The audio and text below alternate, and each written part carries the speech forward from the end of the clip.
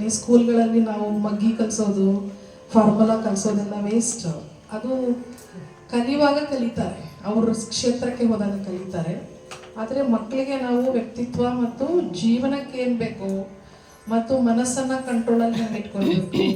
So ಇಷ್ಟೊಂದು ಕಲೆಗಳಿದ್ದಾವೆ ನಮಗೆ. ನಮ್ಮ ಏನಂತೀವಿ, ಕೋಪನ ಹೇಗೆ ತಗೋಬೇಕು ಅಂತ ಈ ಕಾಲದಲ್ಲಿ ನಡೆಯುತ್ತೆ ಸರ್. ಅದು ನಾವು ಹೇಳಿದ್ರೆ ಈಗ ಅದು ನಡೆಯಲ್ಲ. ಅಟ್ಲೀಸ್ಟ್ ವಿವೇಕಾನಂದರು ಹೇಳ್ತಿದ್ರು, ನೀವು ಕಚ್ಚದೇ ಇದ್ರೂ ಪರವಾಗಿಲ್ಲ, ಬುಸ್ ಬುಸ್ ಅಂತಿರ್ಬೇಕು ಅಂತ.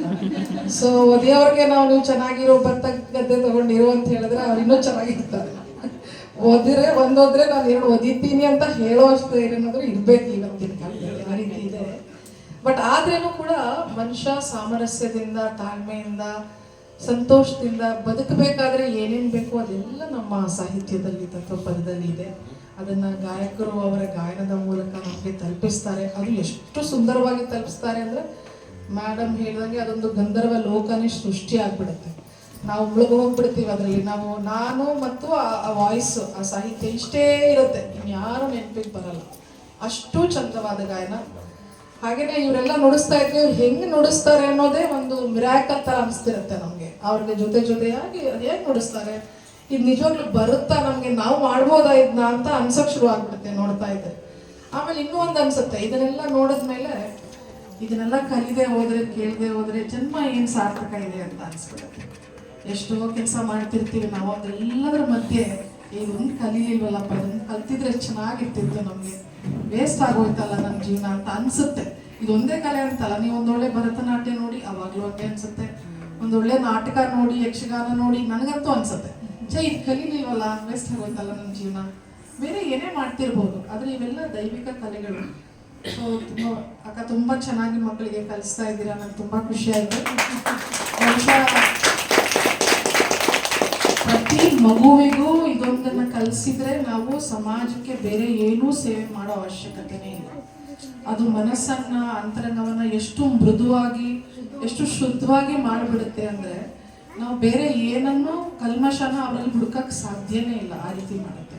ಸೊ ನನಗೆ ಇವತ್ತು ಅಕ್ಕ ಹೇಳಿದ್ರು ತುಂಬ ಚೆನ್ನಾಗಿರುತ್ತೆ ಬನ್ನಿ ಅಂತ. ನನಗೆ ಇನ್ನೊಂದು ಪ್ರೋಗ್ರಾಮ್ ಮುಂಚೆನೇ ಒಪ್ಕೊಂಡ್ಬಿಟ್ಟಿದ್ದೆ, ಅದನ್ನು ಸ್ವಲ್ಪ ಲೇಟಾಗಿ ಬರ್ತೀನಿ ಅಂತ ಅವ್ರ ಹತ್ರ ಪರ್ಮಿಷನ್ ತೊಗೊಂಡು ನಾನು ಇಲ್ಲಿಗೆ ಬಂದೆ.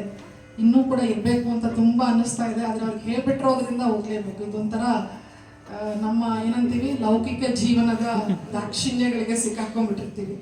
ಸೊ ಅದನ್ನು ಬಿಡೋಕ್ಕೂ ಆಗಲ್ಲ, ಮಾಡಲೇಬೇಕು. ನಿಮ್ಮ 3 ಜನಕ್ಕೂ ನನ್ನ ಸಾಷ್ಟಾಂಗ ನಮಸ್ಕಾರಗಳು. ತುಂಬ ತುಂಬ ಖುಷಿಯಾದಂಥ ಹಾಡುಗಳು ಕೇಳಿಸಿದ್ರಿ. ನಾನು ಚೂರು ಸಂಗೀತ ಕಲ್ತಿದ್ರಿಂದ ನನಗೆ ಎಂಜಾಯ್ ಮಾಡೋಕ್ಕೆ ಸಾಧ್ಯ ಆಗುತ್ತೆ. ಇಲ್ಲಾಂದರೆ ಕೆಲವು ತುಂಬ ಜನ ಅಂತಾರೆ, ಏನು ಅವ್ರು ಹಾಡ್ತಾ ಇರ್ತಾರೆ, ನಮ್ಗೇನು ಅರ್ಥ ಆಗ್ತಿಲ್ಲ ಅಂತ. ಸಿನಿಮಾ ಹಾಡಾದ್ರೆ ಸುಮ್ಮನೆ ಕೇಳ್ಕೊಂಡ್ಬಿಡ್ತಾರೆ. ಆದರೆ ಈ ಹಾಡುಗಳನ್ನು ನಾವು ಕೇಳಿ ಆನಂದ ಪಡಬೇಕು ಅಂದರೆ ಅದಕ್ಕೆ ಸ್ವಲ್ಪ ಸಂಸ್ಕಾರ ಮತ್ತು ಒಂದು ಪೂರ್ವ ಸಿದ್ಧತೆ ಅಂತೀವಲ್ಲ, ಅದು ಬೇಕು. ಸೊ ಹಾಗಾಗಿ ಚಿಕ್ಕ ಮಕ್ಕಳಿಗೆ ಒಂಚೂರು ಕಲಿಸಿದ್ರೆ ಅಟ್ಲೀಸ್ಟು, ಈಗ ನಾನಂತೂ ಹಾಡೋಕ್ಕಾಗಲ್ಲ, ನನಗೆ ಭಾಳ ವರ್ಷ ಆಯಿತು, ಮರೆತು ಹೋಯ್ತು. ಆದರೆ I can enjoy fully immerse in that happiness.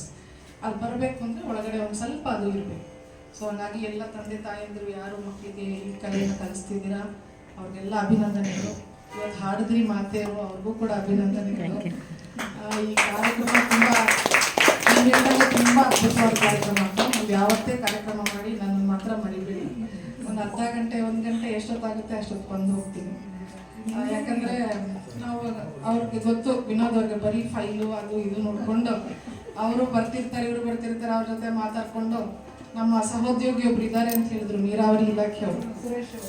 ಅವ್ರಿಗೂ ಗೊತ್ತಿರುತ್ತೆ ಆಫೀಸಲ್ಲಿ ಕೆಲಸ ಮಾಡೋದು ಅಂದರೆ ಹಿಂಗೆ ಸುಮ್ಮನೆ ಗುದ್ದಾಡ್ತಾ ಇರ್ತೀವಿ, ಮೈಕೈ ನೋವಾಗ್ತಿರುತ್ತೆ ಹೊರತು ಅದು ಏನಾಯ್ತು ಆಮೇಲೆ ಅಂತ ಗೊತ್ತಾಗಲ್ಲ. ಸೊ ರಿಸಲ್ಟೇ ಗೊತ್ತಾಗಲ್ಲ, ಆ ಥರ ಇರುತ್ತೆ ಎಷ್ಟೋ ಬಾರಿ. ಅದರ ಮಧ್ಯ ಇಂಥದ್ದೊಂದು ಕಾರ್ಯಕ್ರಮಕ್ಕೆ ನನ್ನನ್ನು ಕರೆದು ಇದಕ್ಕೆ ಭಾಗಿಯಾಗೋದಕ್ಕೆ ಅವಕಾಶ ಮಾಡಿಕೊಡ್ತಿದ್ದಕ್ಕೆ ನಿಮಗೆ ತುಂಬ ತುಂಬ ಧನ್ಯವಾದಗಳು. ತುಂಬ ಒಳ್ಳೆಯ ಶ್ರೋತೃಗಳಿದ್ದೀರಿ ನೀವೆಲ್ಲರೂ. ನಿಮಗೂ ಕೂಡ ನನ್ನನ್ನು ಒಬ್ಬರನ್ನಾಗಿ ಮಾಡ್ಕೊಂಡಿದ್ದಕ್ಕೆ ಧನ್ಯವಾದಗಳು. ಇದೇ ರೀತಿ ಕಾರ್ಯಕ್ರಮಗಳಿಗೆ ನಾನು ಬರ್ತಾ ಇರಬೇಕು ಅಂತ ಆಸೆ. ಸೊ ಹಾಗಾಗಿ ಹೆಚ್ಚೆಚ್ಚು ಕಾರ್ಯಕ್ರಮಗಳು ನನ್ನ ಪ್ರೀತಿಯ ಜಿ.ವಿ. ಅತ್ತಿರಿ ಅವರ ಕಲಾಮಂಟಪದಲ್ಲಿ ನಡೀತಾ ಇರಲಿ ಅಂತ ಕೇಳ್ಕೊತೀನಿ. ಹಾಗೆಯೇ ಯಾವುದೇ ಸಹಯೋಗ ಇದ್ರೂ ದಯಮಾಡಿ ನನಗೂ ಕೂಡ ಕಲಾ ಸೇವೆ ಮಾಡಲಿ. ಧನ್ಯವಾದಗಳು ಸಹೋದರಿ. ಅವತ್ತೇ ನೋಡಿದ ಒಂದು ದಿವಸದಲ್ಲೇ ಒಂದು 10 ನಿಮಿಷ ಇಬ್ಬರು ಮಾತಾಡಿದ್ವಿ ಅಷ್ಟೇ. ನಾನು ನಿಮ್ಮನ್ನು ಅಕ್ಕ ಅಂತ ಕರೀಲ್ಲ ಅಂತ. ಖಂಡಿತ ಕರೀರಿ. ಸುಗಮ ಸಂಗೀತ ಲೋಕದಲ್ಲಿ ಎಲ್ರಿಗೂ ನಾನು ಅಕ್ಕ ಆಗ್ಬಿಟ್ಟಿದ್ದೀನಿ. ನಿಮಗೂ ಅಕ್ಕ ಆಗೋದ್ರಲ್ಲಿ ಏನೂ ನನಗೆ ತೊಂದರೆ ಇಲ್ಲ, ನಾನು ಅಕ್ಕ ಆಗ್ತೀನಿ ಅಂತಂದೆ. ಅವತ್ತಿಂದ ಪಾಪ ಅವ್ರನ್ನ ನಾನು ಅಕ್ಕ ಅಕ್ಕ ಅಂತಾನೆ ಕರೀತಾರೆ. ನೋಡಿ, ಭಾವುಕರಾಗ್ಬಿಡ್ತಾರೆ ಆ ಮಾತು ಹೇಳಿದ್ರೆ. ಒಂಥರ ಅಷ್ಟು ಇದೆಲ್ಲ ಏನಂದರೆ, ನಾವು ಎಷ್ಟೋ ಜನರನ್ನ ದಿನ ಇಡೀ ನೋಡ್ತಿರ್ತೀವಿ, ಏನೂ ಅನಿಸಲ್ಲ. ಆದರೆ ಕೆಲವ್ರನ್ನ ನೋಡಿದಾಗ ಬೇಗ ಕನೆಕ್ಟ್ ಆಗಿಬಿಡ್ತೀವಿ. ಅದು ಯಾವುದೋ ಜನ್ಮದ ಋಣಾನುಬಂಧ ನಮ್ಮನ್ನು ಅಲ್ಲಿ ತಂದು ಸೇರಿಸುತ್ತೆ. ಅದಕ್ಕೆ ಒಂದು ಸಮಯ ಸಂದರ್ಭ ಅಂತಿರುತ್ತೆ. ನಾವು ಅಷ್ಟು ದಿನ ಭೇಟಿ ಮಾಡಿಲ್ವಲ್ಲ ಅಂತ ಅನ್ಕೊಂತೀವಿ, ಆದರೆ ಅದಕ್ಕೂ ಒಂದು ರೀಸನ್ ಇರುತ್ತೆ. ಏಕೆಂದರೆ ಯಾವುದೋ ಒಂದು ಸಂದರ್ಭದಲ್ಲಿ ನಾವು ಭೇಟಿ ಆಗಬೇಕು ಅನ್ನೋದಿರುತ್ತೆ. ಇಂಥ ಸಂದರ್ಭದಲ್ಲಿ ನಾನು ಅವ್ರು ಹೇಳ್ದಂಗೆ ವಿನೋದ್ ಮತ್ತು ರಮ್ಯಾ ಅವರ ಕಾರ್ಯಕ್ರಮದಲ್ಲಿ ಇಬ್ಬರು ಭೇಟಿ ಆದ್ವಿ. ಅದಾದ್ಮೇಲಿಂದ ಅವರು ನಮ್ಮನೆಗೆ ಗೌರಿ ಹಬ್ಬದಲ್ಲಿ ಬಂದು ಹೋದರು. ಗಜಗೌರಿ ಥರನೇ ಬಂದಿದ್ದರು. ಪಾಪ ಅವತ್ತಿನ ದಿವಸ ನಮ್ಮ ಜೊತೆಗೆ ಬಿಟ್ಟು ಹೋದರು. ಎಲ್ಲ ಒಂದು ಸುಂದರ ಕ್ಷಣಗಳು ಅಂತ ಹೇಳ್ತಾ, ನೀವು ಅಷ್ಟು ವ್ಯಸ್ತವಾಗಿದ್ದರೂ ಕೂಡ ಇವತ್ತಿನ ದಿವಸ ಬಂದಿದ್ದೀರಿ, ನಮಗೆ ತುಂಬ ಸಂತೋಷ ಅಂತ ಅನಿಸ್ತಿದೆ. ಒಂದು 5 ನಿಮಿಷಗಳ ಕಾಲ ನಿಮ್ಮನ್ನು ತಗೊಳ್ತೀನಿ. ಮತ್ತೊಬ್ಬ ಮುಖ್ಯ ಅತಿಥಿ ನನ್ನ ಸಹೋದರ ಶಶಿಕಾಂತ್ ರಾವ್ ಈ ಸಂದರ್ಭದಲ್ಲಿ ಏನು ಹೇಳ್ತಾರೆ ಕೇಳಿಸ್ಕೊಂಡು, ನಿಮ್ಮಿಂದ ನಿಮ್ಮಿಬ್ಬರಿಂದ ಈ ಕಲಾವಿದರಿಗೆ ನಾನು ಒಂದು ಸನ್ಮಾನ ಮಾಡಿಸ್ಬೇಕು ಅಂತ ಆಸೆ ಇಟ್ಕೊಂಡಿದ್ದೀನಿ. ಹಾಗಾಗಿ ಅಷ್ಟೇ.